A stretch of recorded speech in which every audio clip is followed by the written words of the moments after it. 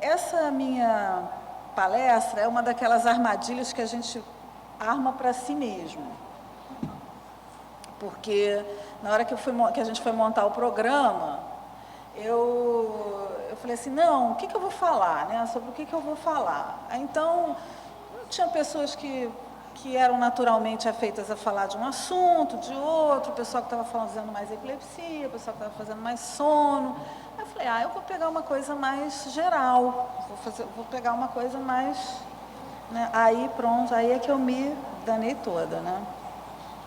Que me caiu a tarefa de fazer uma revisão sobre um assunto que é um assunto muito vivo na literatura, com muitas vertentes. Então, tem pessoas que estudam isso desde os modelos de animais, de células, de redes neurais, e muito poucos estudos clínicos, na verdade. Então, eu tentei fazer aqui um somatório do que eu encontrei. E eu vou pedir para a Estela me controlar o tempo, tá?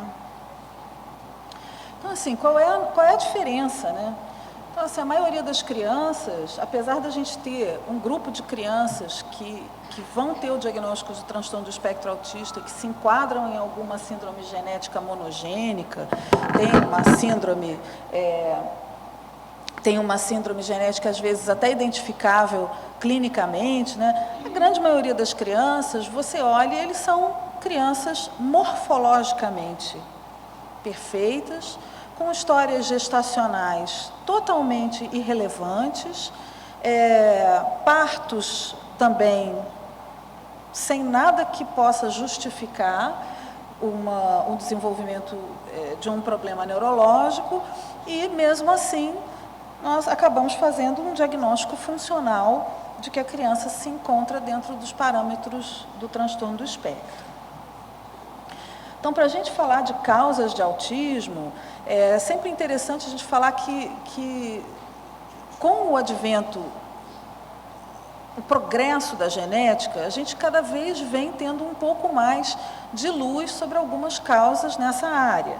Então, apesar de a gente ainda ter um número imenso de casos que não se sabe a etiologia, 75%, a gente está começando a expandir um pouquinho o nosso conhecimento das causas genéticas, e além daquelas doenças que são monogênicas, né? Então, síndrome do X frágil, a própria síndrome de Down e algumas outras que também têm uma comorbidade grande com o autismo, nós temos agora o conhecimento de um número razoável de crianças que entram no conceito de variante de número de cópias, que vêm sendo mapeados conforme os exames moleculares estão sendo mais pedidos. Então, assim, os exames de CGH-Array e de exoma vêm dando para a gente um pouco mais de informação nesse sentido, né? Então, existem muitas influências que são genéticas, na maior parte das vezes não é um gene único,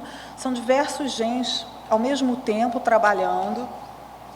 Existem, do ponto de vista da influência no desenvolvimento anatômico do cérebro, muito pouca coisa que a gente possa realmente bater o martelo. E existem influências ambientais que, na verdade, a gente tem cada vez considerado que está mais presente nesse número grande de casos que nós não temos mapeamento, né, que são as influências ditas epigenéticas. E essas influências, elas são modificações na ativação e na desativação de alguns genes por processos moleculares de metilação de determinados pedaços do DNA. Então, isso é uma coisa que ficou bastante conhecida, por exemplo, em relação ao aleitamento materno ou ao uso de leites artificiais ou açúcar no primeiro ano, que você epigeneticamente regula o seu corpo de uma forma que mais tarde você tem mais propensão a fazer diabetes ou a fazer hipertensão arterial, pela questão da informação que o seu corpo recebeu logo no início do seu processo ali da alimentação. Então, de alguma forma, a gente também pode fazer uma inferência de que o ambiente que a gente está oferecendo para os cérebros é um ambiente que está metilando algumas áreas que são funcionalmente aceitáveis para a natureza, ou seja, a natureza está interpretando que que a informação que o ambiente está dando, está mandando o organismo funcionar de uma determinada maneira. E aí a gente precisa tentar entender isso.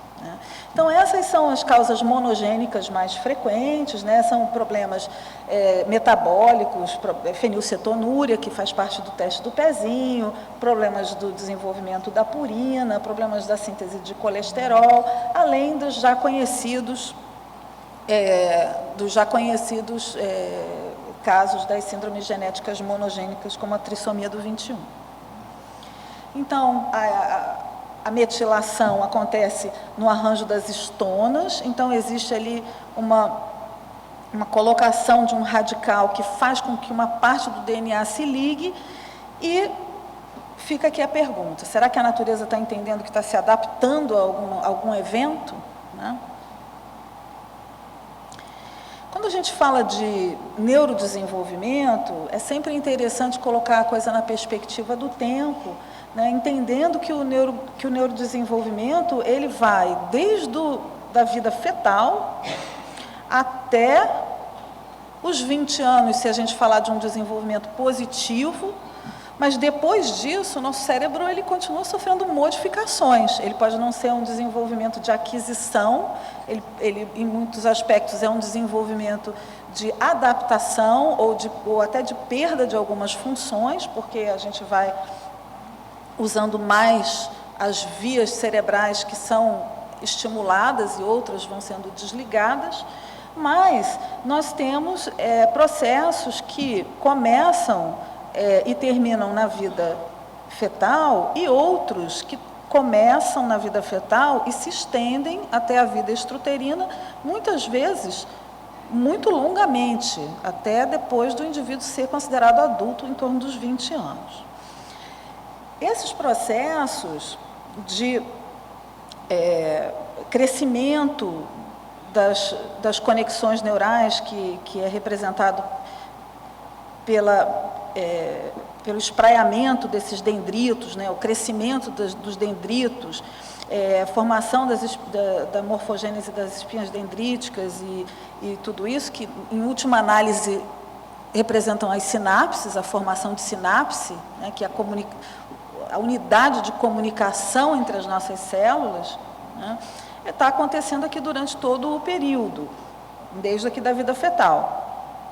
Porém, existem fases em que esse crescimento é mais intenso, e é justamente o que a gente considera o período de maior vulnerabilidade do cérebro,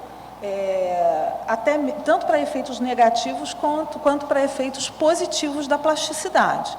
Então, se a gente tem uma criança abaixo de 2 anos, ela está exatamente no período mais vulnerável, tanto para os efeitos positivos quanto para os efeitos negativos da plasticidade. E algumas dessas doenças, das doenças do neurodesenvolvimento, se a gente for considerar, elas acontecem em épocas mais ou menos específicas. Então, a idade de aparecimento habitual de uma patologia, embora isso não seja nunca um caso de dia, mês e hora, né? É sempre uma janela de tempo, mas, em geral, nós temos que os casos de deficiência intelectual, por exemplo, já podem ser percebidos logo nos primeiros anos de vida. As epilepsias têm um período de aparecimento que é na primeira e na segunda década, dependendo do subtipo da epilepsia, vão haver janelas menores, né? A esquizofrenia, classicamente, é uma doença do adulto jovem.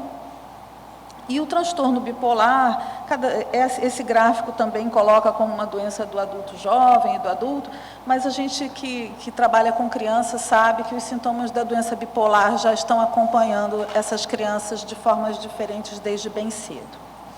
E nós temos essa época, que é uma janela até bem pequena de tempo, onde a gente faz os diagnósticos das crianças com transtorno do espectro, que é em torno dos 2, 3 anos de idade.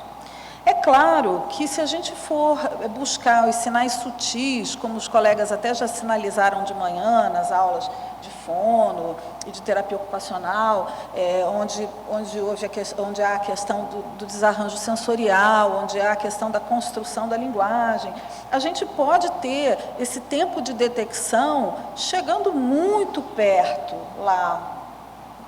Então, a criança que não estabelece o olhar recíproco, a criança que tem dificuldades com as questões não verbais, ela já pode ser diagnosticada talvez bem mais cedo. E a gente vem diagnosticando cada vez mais cedo. Não só a gente, mas as próprias famílias. As famílias estão chegando mais cedo. Olha, meu filho tem 9 meses, mas ele não dá tchauzinho. Todo mundo dá tchauzinho, ele não manda beijinho. E a gente vê que as famílias estão chegando mais cedo.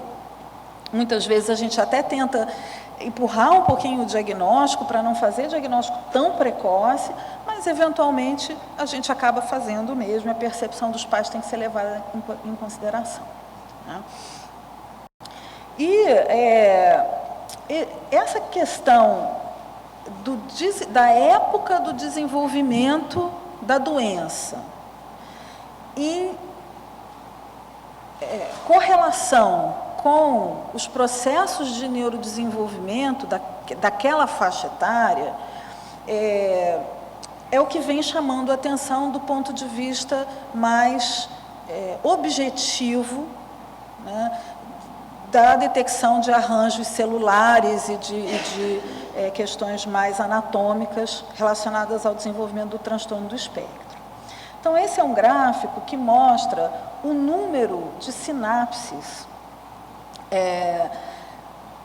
mapeadas, são estudos relacionados a autópsias, então são grandes bancos, são grandes universidades, centros de estudo que realizam essas pesquisas. Oi, talvez eu é que não esteja falando muito perto, tá baixo? Ah, tá, desculpe, eu vou tentar falar mais alto. Então, a gente tem aqui essa contraposição do tempo em que a doença acontece com o desenvolvimento ali, neurodesenvolvimento daquela faixa etária e algumas doenças têm as suas características histológicas diferenciadas. Então, se a gente pegar uma criança típica, que seria esse aqui, a gente tem uma curva, a qual se sobrepõe, ao menos, fases de diversas outras curvas, como, por exemplo, essa aqui das pessoas com esquizofrenia, que, num determinado momento, começam a perder. Então, isso aqui seria um processo de morte neuronal acelerado em determinadas regiões, que justificaria que o indivíduo que entrasse numa determinada faixa etária tivesse ali uma reserva neuronal diminuída em certas áreas que favorecesse o aparecimento da esquizofrenia. Existem estudos também para outros grupos, então na deficiência intelectual ele é totalmente abaixo aqui, sempre abaixo, embora o formato dessa curva seja normal. E o que interessa para a gente aqui, que é a avaliação de como se comporta essas sinapses nas pessoas com autismo, é justamente uma ideia que vai um pouco contrária ao que a gente entende que é uma deficiência. Então, aqui é o primeiro ponto curioso. Ao invés da gente ter menos conexões, nós temos mais conexões.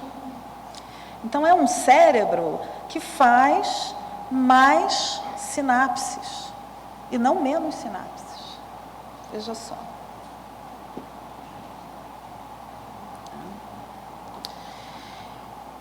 E é interessante a gente entender que, do ponto de vista etiológico, esse slide está um pouquinho fora do lugar, a gente vai chegar no comportamento a partir de um somatório de mecanismos que passa pela etiologia, genética, ambiente e tal, passa pelo cérebro com as suas moléculas, circuitos, e depois deságua no comportamento, que é um somatório de uma centena de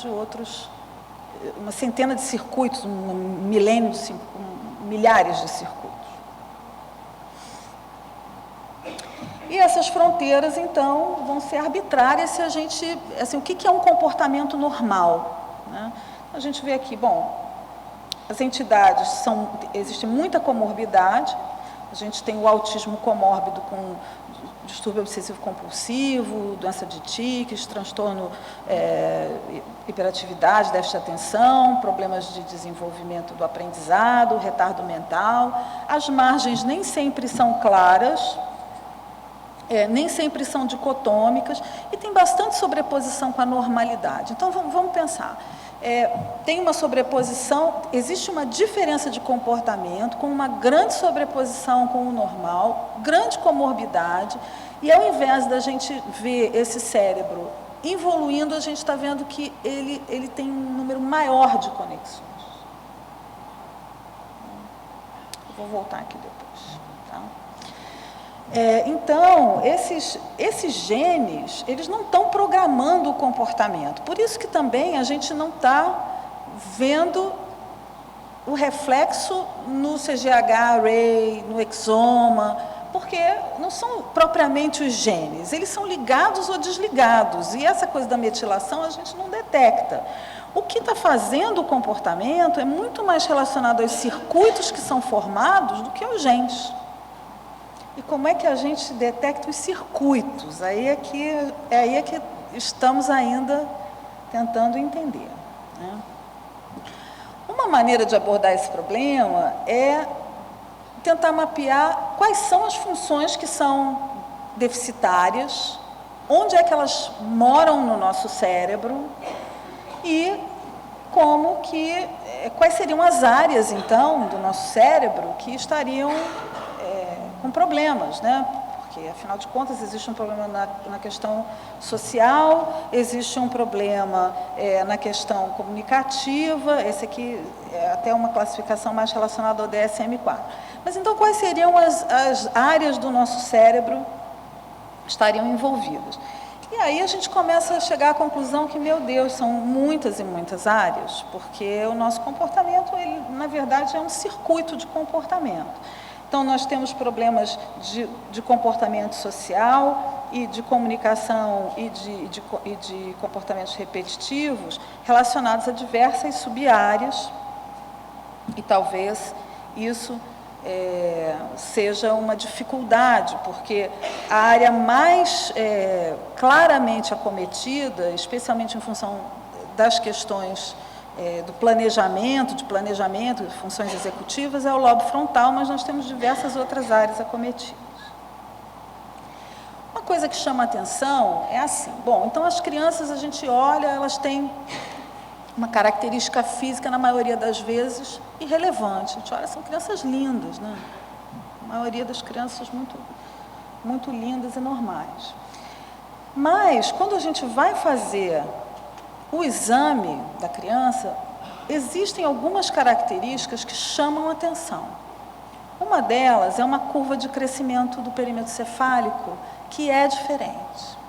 Então, em várias situações, a gente recebe a criança no consultório, mede a cabeça da criança e fala, poxa, essa criança tem um comportamento de transtorno do espectro e ela é cabeçudinha.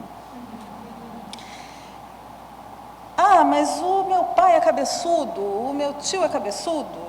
Tá bom, mas a criança que tem o transtorno do espectro é cabeçuda. Então, aí você pede o exame de imagem, porque, afinal de contas, a gente precisa entender se essa anatomia tem correlação com o sintoma. Porque também não é rara a situação que você flagra uma malformação, que você flagra um defeito de migração na área da linguagem, uma polimicrogiria, que justificam anatomicamente um déficit clínico.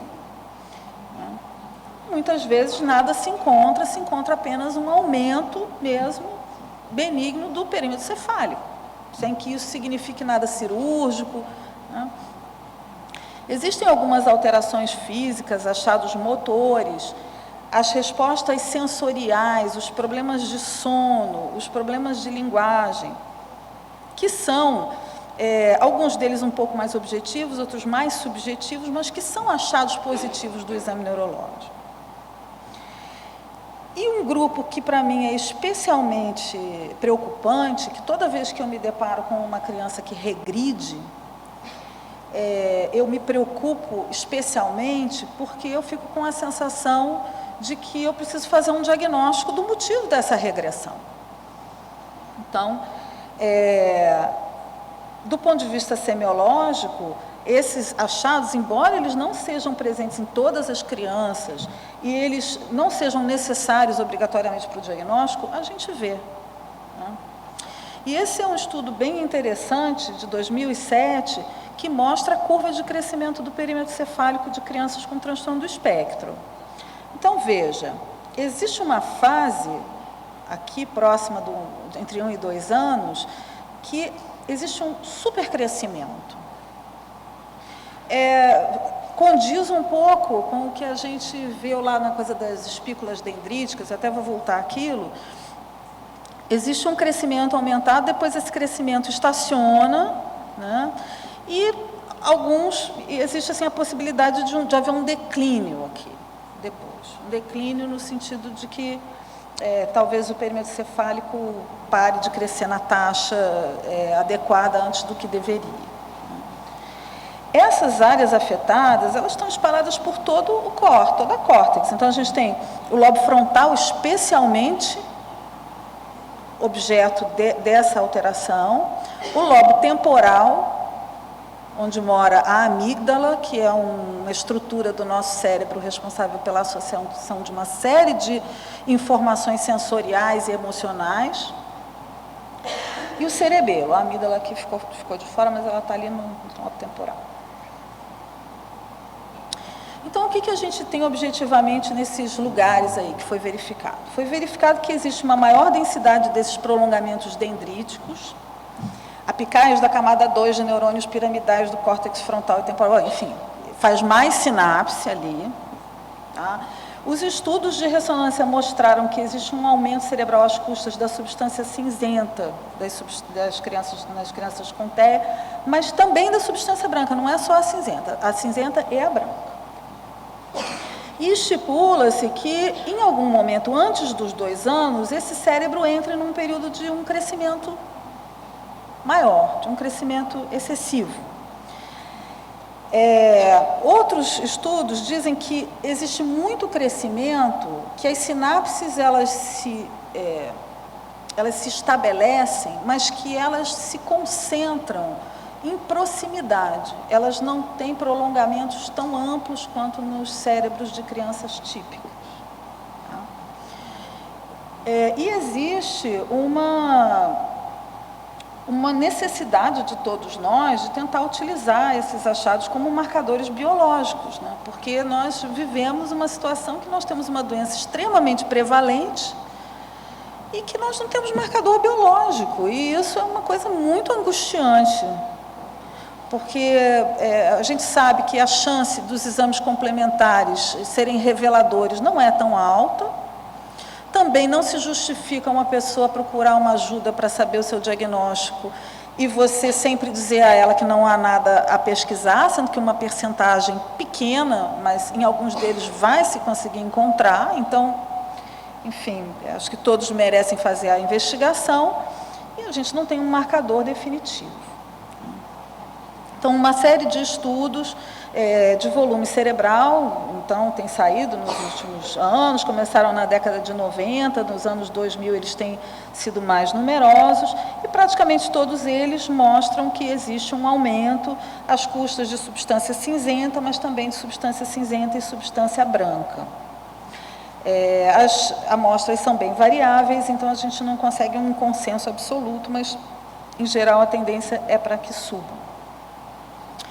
Um outro achado, e aí mais do ponto de vista histológico, né? Então a gente tem um aumento verificado pelo perímetro cefálico, a gente tem um aumento pela ressonância, a gente tem um aumento das espículas dendríticas e a gente tem também um aumento dessas mini colunas que povoam mais a área cortical. Então, assim, a gente tem mais conexões locais. Esse é um estudo bem recente aqui do Casanova. Então, comparado com os indivíduos de desenvolvimento típico, nós vamos ter mais substância cinzenta e mais substância branca, tanto no parietal, quanto no temporal, quanto no frontal. E para que serve o córtex frontal, então? Né? Então, como é que esse córtex frontal vai estar associado ao que a gente vê na nossa prática?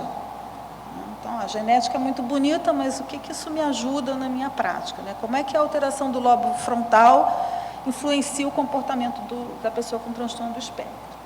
Então, assim, o córtex frontal, ele vem, na verdade, ganhando assim, o maior protagonismo, né, nas últimas décadas, porque praticamente toda a pesquisa relacionada aos transtornos psiquiátricos, aos transtornos do humor, de certa forma, acabam parando lá no córtex frontal. E essa é a região onde habitam as funções executivas, incluindo os processos superiores, que são de tomada de decisão, de planejamento, memória de trabalho, emoções, comportamento social, aprendizado e comunicação. Então, aqui a gente tem uma boa parte dos problemas que a gente encontra nas pessoas com transtorno do espectro. Também no lobo frontal moram os neurônios em espelho, que foram, na década de 90 e também no início dos anos 2000, considerados como um grupo de neurônios que, em grande parte, explicaria os déficits de comunicação social que nós vemos nas pessoas com transtorno do espectro autista. Então, esses são experimentos clássicos, foi até uma descoberta ao acaso. O macaquinho estava lá no laboratório com um eletrodo e foi observado que esse eletrodo mostrava atividade conforme o macaco ia observando o que os pesquisadores faziam. Então, eles começaram a ver que eles comiam, e o macaco observava aquilo e disparava esse grupo de neurônios, etc. Posteriormente, esses neurônios foram, então, mapeados como responsáveis pela nossa capacidade de aprender ao ver. Então, se você vê uma pessoa fazendo alguma coisa, o seu cérebro já está sendo treinado internamente, você já está internalizando aquele ato, e quando você for realizar o ato motor, de alguma forma, ele já está previamente ali organizado, né? Então, uma série de estudos foram desenvolvidos em relação aos neurônios em espelho. Os neurônios em espelho, eles são responsáveis por esse lindo diagrama aqui, essa linda fotografia que é da década de 70, dá para ver aqui pela cabeleira do pai, né? Essa fotografia é clássica, tem em todos os livros de neurologia pediátrica, que é um bebê de poucos dias, que imita as expressões faciais do seu pai, né? Então, uma disfunção do sistema de neurônios em espelho, precocemente, e aí a gente pode pensar, olha, a gente tem uma disfunção no neurônio em espelho, e aí a gente começa a ter problemas que são como se fosse uma queda de dominós, né? Então, assim, você já não tem esse sistema de neurônios em espelho e você acaba afetando outras etapas do desenvolvimento aí, dando início a uma cascata de disfunções.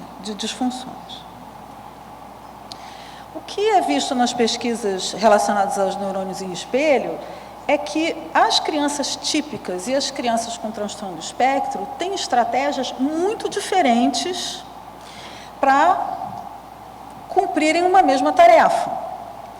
Então, nesse estudo, na verdade aqui, desculpe que eu ia botar aqui a referência e acabou que eu botei só ref. Foram comparadas crianças de, em média, 12 anos, com transtorno do espectro e sem transtorno do espectro, que tinham que fazer uma imitação, e foi registrado, então, como é que esses neurônios descarregavam, foi feito esse estudo de ressonância funcional. O que foi visto? Né? Que as crianças típicas se apoiavam nesse sistema de neurônios em espelho do hemisfério direito para fazer esse processo de imitação. Depois, havia a comunicação desses neurônios com a amígdala, que é onde a gente tem a questão emocional, através de uma região chamada ínsula. Então, neurônios em espelho, lá no córtex frontal, passa pela ínsula, vai pela amígdala. Já as crianças com transtorno do espectro não faziam isso. As crianças com transtorno do espectro, elas ativavam áreas mais relacionadas à atenção visual e à atenção motora. Então, a imitação passava por aspectos muito mais conscientes do que aquelas crianças que simplesmente usavam o sistema que, em tese, já estaria ali pronto para imitar. Né? O que isso diz para a gente? Né? Que a significância emocional é totalmente diferente de um sistema que se comunica diretamente com a nossa rede emocional, que está ali no lobo temporal, na amígdala, para uma que ativa vias que são muito mais objetivas e sensoriais. Então, aí já parece ter uma grande diferença. E como é que a gente vai utilizar um código baseado em algo que a gente não tem experiência, que é exatamente o que acontece com as pessoas de transtorno do espectro.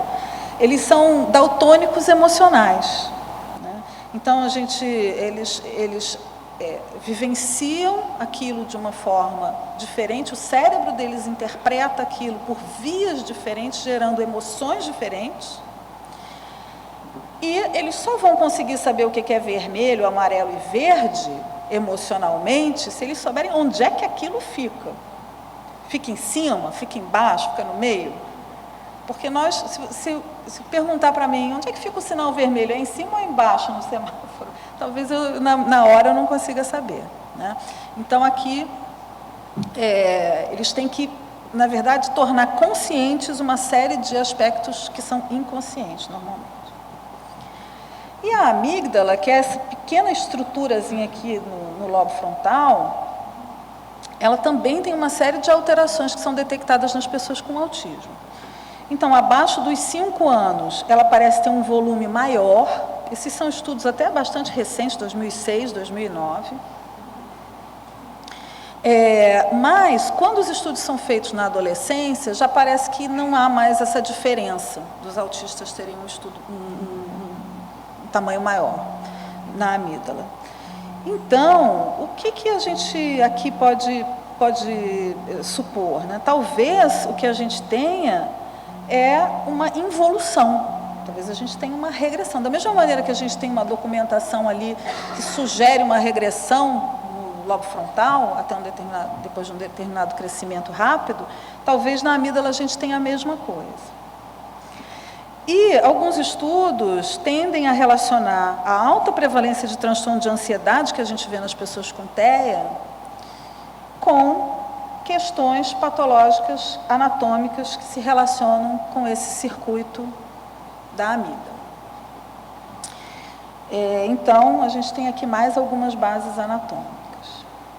Esse é um estudo bem bonito que mostra a diferença nos neurônios dos controles para os neurônios das pessoas com autismo.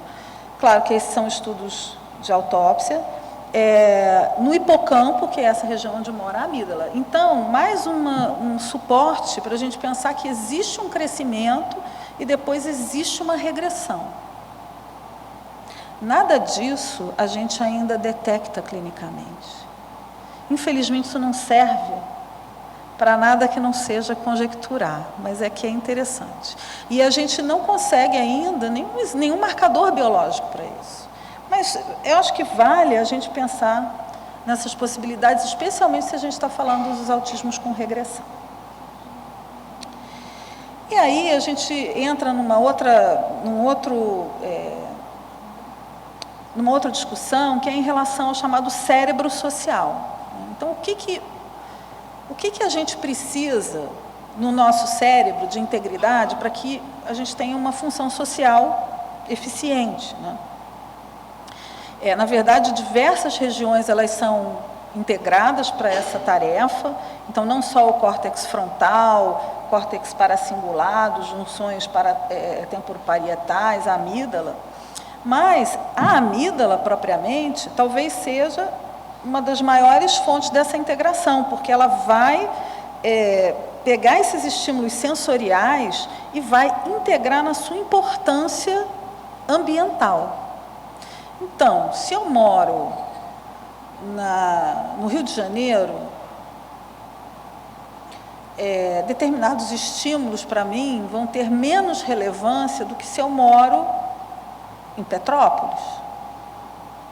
O ruído do ambiente, se eu ouvir um barulho que parece com um tiro, eu vou ter que dar uma certa conotação, uma importância, uma hierarquia para aquilo, né?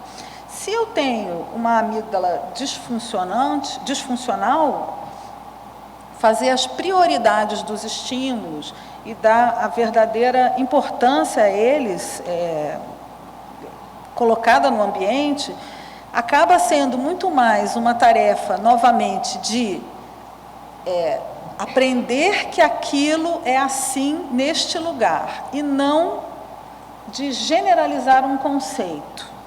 Então, eu não consigo generalizar esse conceito.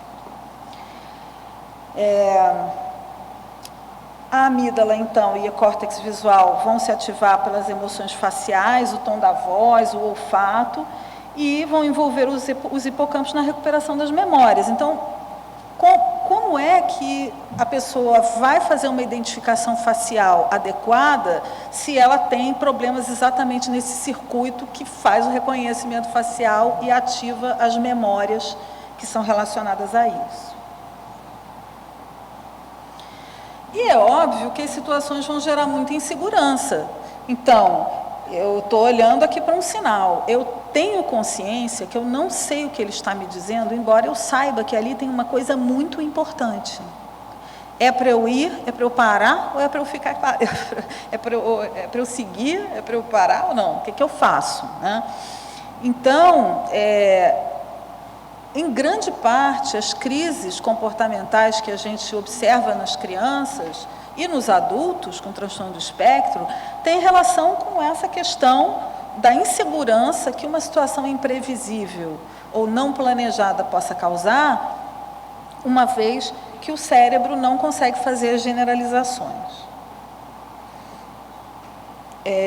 Em relação à atenção compartilhada, existem estudos genéticos que se apoiam na regulação dos sistemas químicos, então, o sistema dopaminérgico, o sistema das endorfinas, e da neurohipófise, especialmente a ocitocina e a vasopressina, que têm sido assim, bastante pesquisadas atualmente, especialmente a ocitocina como uma base do comportamento social.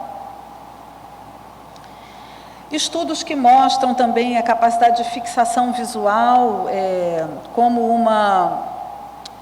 um indicativo precoce até das disfunções relacionadas ao cérebro social. Então, estudos que mostram, bem, se você tem uma figura que contenha uma pessoa, o rosto de alguém, para que parte desse rosto essa pessoa vai estar olhando? Ela vai estar olhando para os olhos, ou ela vai estar olhando para a orelha, ou ela vai estar prestando atenção no brinco, né?